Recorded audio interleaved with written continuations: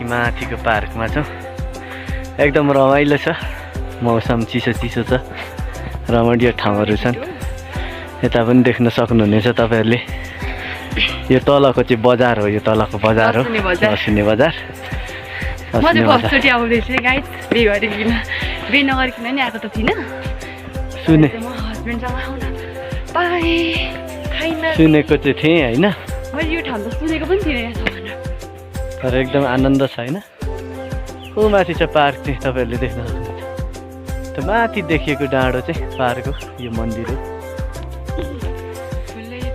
यो तल तपाईँ देख्नुहुन्छ यहाँनिर चाहिँ आलु पनि छ है। लसुनेमा आलु रोपिराखेको छ। यहाँ चाहिँ मेरो मिसेस हुनुहुन्छ। हामी चाहिँ अहिले यो लसुनेदेखि माथि यहाँनिर आइपुगेका छौँ। यहाँ मन्दिर पनि रहेछ, एउटा मन्दिर। यहाँनिर फाइनल्ली एउटा कुकुर पनि छ यो मन्दिरको छेउमा, हेर्न सक्छ। यहाँनिर एउटा पार्टी पनि रहेछ, तपाईँहरूले देख्न सक्नुहुन्छ। त्यो पार्टीमा चाहिँ यसो गलेर यो उकालोमा गलेर आउँदाखेरि बस्ने ठाउँ रहेछ। शहीद धनरूपा पार्क लसुनेमा छौँ। तपाईँहरूले यहाँको दृश्यहरू देख्न सक्नुहुनेछ। यो तलको देखिएको लसुने बजार हो, यो तल देखिएको बजार। यहाँ चाहिँ एकदम रमाइलो रहेछ। हाम्रो आफ्नै जिल्लामा भएको स्थानीय तहहरूमा भएका दृश्यहरू र ठाउँहरूलाई अवलोकन गरिरहेका छौँ। यो चाहिँ धनरूपा पार्क हो। यहाँदेखि यहाँ चाहिँ गेट छ, यहाँदेखि उँभो पनि जान सकिन्छ। तपाईँहरूले देख्न सक्नुहुनेछ। यहाँनिर चाहिँ धेरै लामो बाटो भएर अलिकति गल्लिदो पनि रहेछ। तल बजारदेखि आएको हामीहरू चाहिँ बजारदेखि यहाँसम्म आउने क्रममा चाहिँ हल्का एकछिन थकाइ मार्ने कार्यक्रम पनि यहाँ हुँदैछ। यहाँ चाहिँ रमाइलो छ, तपाईँहरूले देख्न सक्नुहुन्छ। तपाईँहरू पनि घुम्न आउन सक्नुहुन्छ।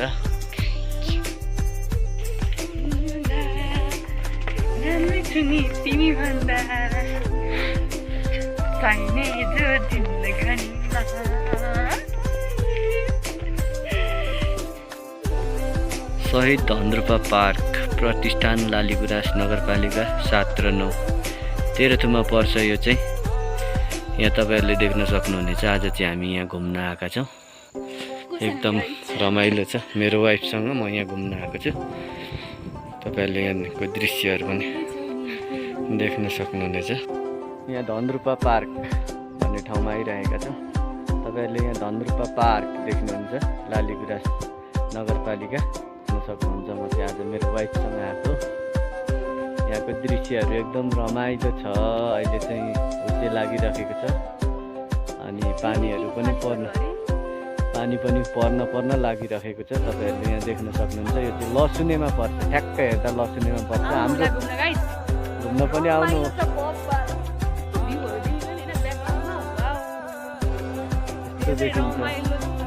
यो चाहिँ यहाँनिर चाहिँ तपाईँको हाम्रो नेपालको झन्डा पनि गाड्नु भएको रहेछ। एकदम रमाइलो छ। यहाँ चाहिँ तपाईँहरू यहाँ चाहिँ आउन सक्नुहुन्छ। नेपालको झन्डा पनि गाड्नु भएको छ। यो चाहिँ धनरूपा पार्क हो। यहाँनिर तपाईँहरूले पार्कलाई पनि देख्न सक्नुहुनेछ सम्पूर्णले। यहाँनिर यो चाहिँ धनरूपा पार्क हो। यो चाहिँ लसुनेमा रहेको छ, लालीगुराँस नगरपालिका 7 र 5 मा पर्छ। यो चाहिँ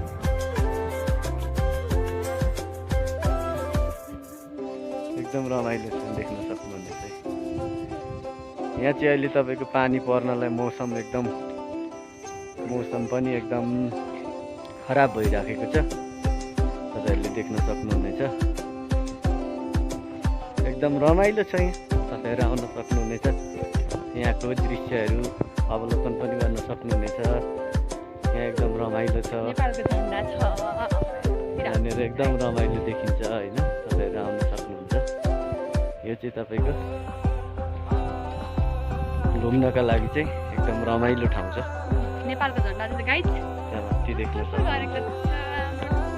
यहाँको दृश्य एकदम रमाइलो छ। तपाईँहरू यो धनरूपा पार्क आउन सक्नुहुनेछ। यो चाहिँ लसुनेमा पर्दछ। यो चाहिँ एकदम राम्रो छ दृश्यहरू। आज चाहिँ हामी यहाँ घुम्न आएका छौँ। यो चाहिँ लसुने हो। यहाँ चाहिँ एकदम रमाइलो दृश्य छ। यहाँको मौसम एकदम चिसो छ, तपाईँहरूले देख्न सक्नुहुनेछ। मौसमहरू पनि एकदम चिसो छ होइन। यहाँ एकदम आनन्द छ, आनन्दको मौसम छ। आज चाहिँ यसो समय मिलाएर घुम्नलाई आएका छौँ हामी बुढाबुढी। यहाँ एकदम रमाइलो छ, माइन्डहरू।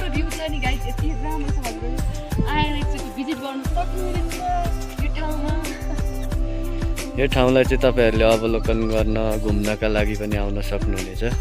यो धन्द्रुपा पार्क लसुनेमा पर्दछ, एकदम रमाइलो छ, देख्न सक्नुहुन्छ। धन्द्रुपा पार्क लालीगुराँस नगरपालिका 5 र 9 मा पर्दछ। यो चाहिँ तपाईँहरूले यहाँ पनि देख्न सक्नुहुनेछ। यो धन्द्रुपा पार्क, धन्द्रुपा पार्क।